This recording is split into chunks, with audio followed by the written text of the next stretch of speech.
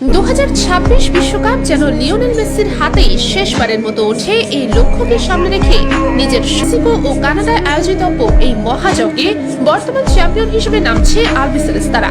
আর সেই যাত্রার সবচেয়ে গুরুত্বপূর্ণ আর ঠিক সেই জায়গা থেকেই শুরু হচ্ছে তার নতুন মিশন।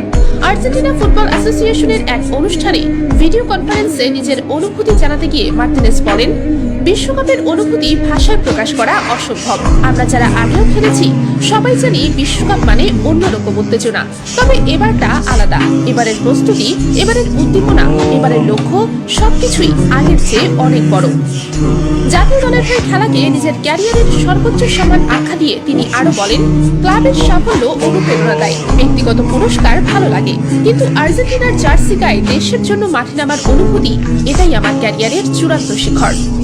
33 বছর বয়সে এসে তিনি এখন আর্জেন্টিনার নির্দ্বিধায় নাম্বার 1 গোলরক্ষক। 2024 কোপা আমেরিকার ফাইনালে কলম্বিয়ার বিপক্ষে টাই ব্রেকারে তার অবিশ্বাস্য সেভ, যেখানে ট্রফির রং বদলে দেয়, ঠিক সেখান থেকেই তৈরি হয় তার নতুন কিংবদন্তি। জাতীয় দলের জার্সি গায়ে নামলে তার আত্মবিশ্বাস বেড়ে যায় কয়েক গুণ। নিজের অনুভূতির কথা বলতে গিয়ে দিবু বলেন, দলের জার্সি পরে মাঠে নামলেই মনে হয় বল যেন জালে ঢুকতেই চায় না, কারণ আমার পেছনে থাকে কোটি মানুষের সমর্থন আর আমার পরিবারের ভালোবাসা।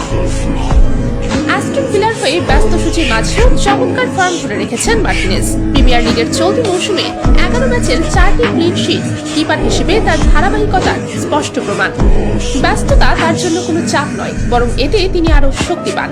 বিশ্বকাপের আগে ফিটনেস ধরে রাখার বিষয়ে তিনি খুবই আত্মবিশ্বাসী। তার ভাষায়, আমার শারীরিক গঠন সুবিধাজনক, চাইলে 2 দিন পর পর ম্যাচ খেলতে পারি। মৌসুম শেষে 60 ম্যাচ খেললেও বিশ্বকাপের জন্য সম্পূর্ণ প্রস্তুত থাকবো, বরং ম্যাচ বাঁচিয়ে খেললে ছন্দ হারানোর ঝুঁকি থাকে। 2026 বিশ্বকাপের ড্র নতুন চ্যালেঞ্জের জন্য, নতুন ইতিহাসের জন্য, আর সর্বোপরি লিওনেল মেসির শেষ বিশ্বকাপটিকে অমর করে রাখার জন্য।